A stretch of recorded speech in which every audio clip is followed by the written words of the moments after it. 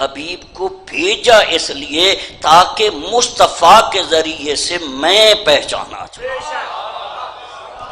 کنت کنزا مخفیا فاحببت ان اعرف، میں ایک چھپا ہوا خزانہ تھا، مجھے نہ کوئی جانتا تھا، مجھے نہ کوئی پہچانتا تھا، میں نے اپنی پہچان کے لیے، اپنے تعارف کے لیے جس ذات کو خلق کیا اس ذات کو مصطفیٰ کہتے ہیں۔ بھئی آخری بندے تک میں یہ نہیں جانتا یہ کتنا بلند ہے، پہلے یہ دیکھو بلانے والا کتنا بلند ہے، بنانے والا کتنا بلند ہے۔ جب اس نے اپنے تعارف کے لیے بنایا تو اس نے مصطفیٰ کو عام نہیں بنایا، کہا میرا حبیب میں تجھے عام بنا کے نہیں بھیجوں گا، میں تجھے یاسین بنا کے بھیجوں گا، میرا حبیب میں تجھے عام بنا کے نہیں بھیجوں گا، میں تجھے حامیم بنا کے بھیجوں گا، میرا حبیب میں تجھے مزمل بنا کے بھیجوں گا، میرا حبیب میں تجھے مجسر بنا کے بھیجوں گا۔ سیالکوٹ کے باسیوں، اللہ نے کہا میرا حبیب میں تجھے اتنا کامل اور اتنا اکمل بنا کے بھیجوں گا کہ یہ مکے کے بدو دیکھتے تجھ کو جائیں گے، پہچانتے مجھ کو جائیں گے۔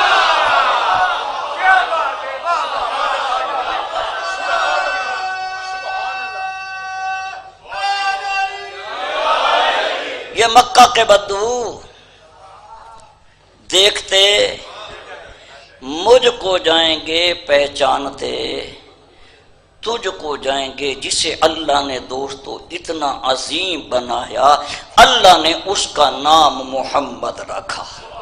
میں توجہ چاہتا ہوں،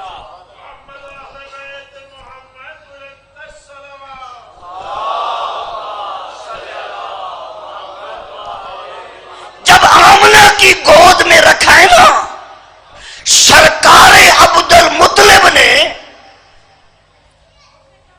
تو آمنہ نے پوچھا میرے لال کا نام کیا رکھا ہے؟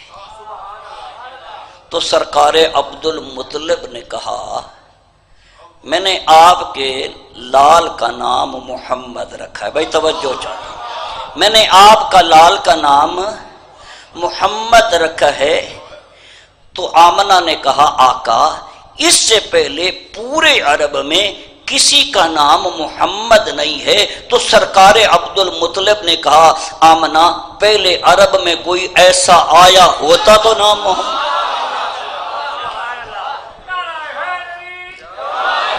اس سے پہلے کوئی عرب میں ایسا آیا ہوتا اس کا نام محمد ہوتا۔ آواز قدرت آئی عبد المطلب اس سے پہلے میں نے ایسا کوئی بنایا ہوتا تو نام محمد ہوتا۔ اللہ نے کیا نام رکھا بھائی؟ نہیں سارے بولو کتنا پیارا نام ہے، گونجے محفل گونجے، کیا نام رکھا بھئی؟ محمد اس ذات کو کہتے ہیں جس کی سب سے زیادہ تعریف کی جائے۔ توجہ، محمد اس ذات کو کہتے ہیں جس کی سب سے زیادہ تعریف کی جائے۔ اللہ نے اپنے محبوب کا نام محمد رکھا اور اس کے مقابل میں اپنا نام محمود رکھا۔ محمد دوستو اسے کہتے ہیں سیالکوٹ کے باسیوں جس کی سب سے زیادہ تعریف کی جائے، محمود اسے کہتے ہیں جس کی فقط تعریف کی جائے۔ میں آپ کے وساطت سے مالک سے کہنا چاہتا ہوں پھر مالک چاہیے تو یہ تھا تیرا نام محمد ہوتا، تیرے محبوب کا نام محمود ہوتا، کیونکہ تعریفیں تو تیری ہیں، توصیفیں تو تیری ہیں۔ خود کہتا ہے الحمدللہ رب العالمین، آسمان پہ تعریفیں تیری، زمین پہ تعریفیں تیری، چرند کرے تعریفیں تیری، ملائکہ تعریفیں کرے تیری، غلمان تعریفیں کرے تیری، انبیاء قصیدے پڑھے تیرے، جبریل قصیدے پڑھے تیرے۔ سیالکوٹ کے باسیوں چاہیے تو یہ تھا خالق تیرا نام محمد ہوتا، تیرے محبوب کا نام محمود ہوتا۔ آواز قدرت آئی کرپالوی غلطی کر رہا ہے، جس کی پوری کائنات تعریف کرے اسے محمود کہتے ہیں، جس کی محمود تعریف کرے اسے محمد کہتے ہیں۔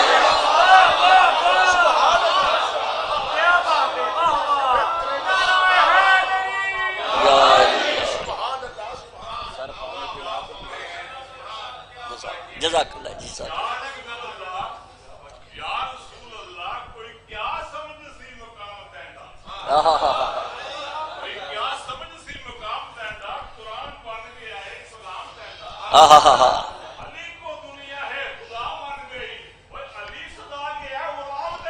واہ واہ واہ واہ واہ۔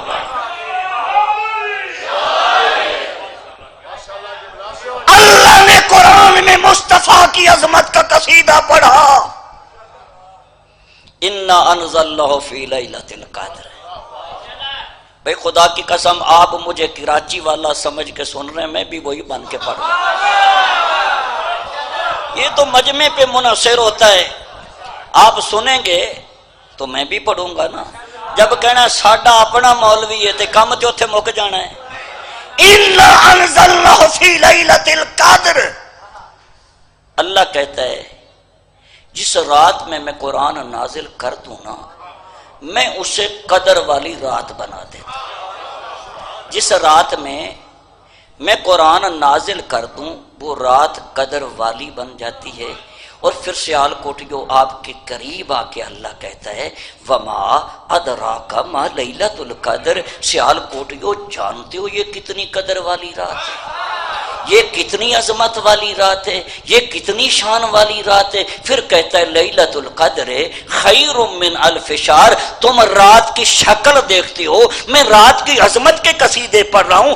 یہ رات دیکھنے میں تو ویسے رات ہے لیکن افضل ہے 1000 مہینوں سے۔ کتنے مہینوں سے بھائی؟ کون سی رات؟ لیلۃ القدر۔ یہ رمضان میں آتی ہے۔ اہل سنت والجماعت 27ویں منا لیتے ہیں، ہمارے ہاں زیادہ تر 23ویں کا اہتمام ہوتا ہے، 27ویں ہو یا 23ویں ہو۔ دوستو دیکھ لینا رات میں فرق کوئی نہیں۔ لوگ کہتے نہیں ہماری ہی طرح کھاتے تھے، ہماری ہی طرح چلتے تھے، ہماری ہی طرح سوتے تھے، لہذا وہ ہم جیسے تھے۔ یہی بات تو قرآن سمجھانا چاہتا ہے۔ بھئی باقی راتوں میں اور لیلۃ القدر کی رات میں شکل میں تو کوئی فرق نظر نہیں آتا۔ جیسے باقی راتیں ہیں ویسے ہی لیلۃ القدر۔ میں نے علماء سے پوچھا، اہل سنت سے پوچھا، اہل حدیث سے پوچھا، اللہ کہتا ہے یہ رات 1000 مہینوں سے افضل ہے، مجھے فرق کوئی نہیں نظر آتا۔ انہوں نے کہا مولانا شکل کی بات نہیں ہے، عظمت کی بات ہے، عظمت کی بات ہے۔ تو ہم نہیں جانتے یہ رات بلند ہے سیال کوٹ کے آخری بندے تک، یہ رات بلند ہے کیونکہ اس رات میں اللہ نے قرآن کو نازل کر دیا، اور علماء نے بتایا جس رات میں قرآن نازل ہو جائے وہ رات باقی راتوں کے برابر نہیں۔ تو پھر میں نے مسلمان کو کہا جس رات میں قرآن نازل ہو جائے اگر وہ رات باقی راتوں کے برابر نہیں تو جس ذات پہ قرآن نازل ہو جائے۔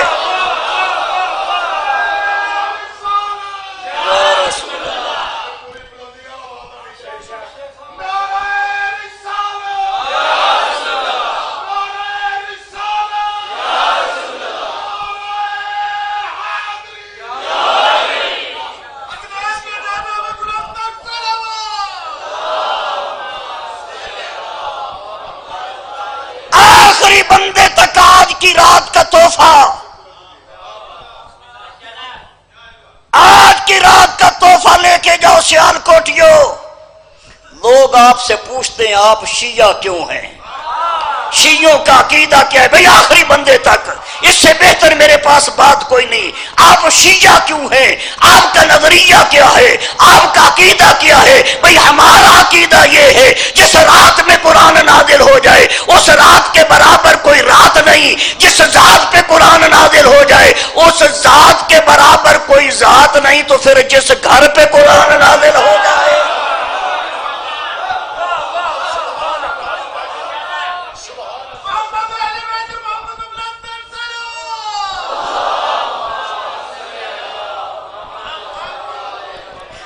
مسلمانوں سے پوچھو کیا دنیا کی کوئی کتاب قرآن کی برابری کر سکتی ہے؟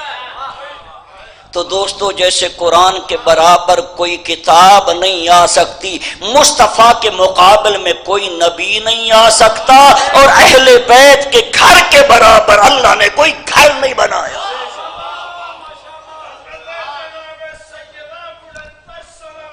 اللہ عظیم بنایا، میری طرف دیکھے میری طرف دیکھے. جب آئے گا نا تو انشاءاللہ میں چھوڑ دوں گا. میں ریموٹ کنٹرول آدمی ہوں، آپ گھبرائیں نہیں. اللہ. دوستو آیا کیوں؟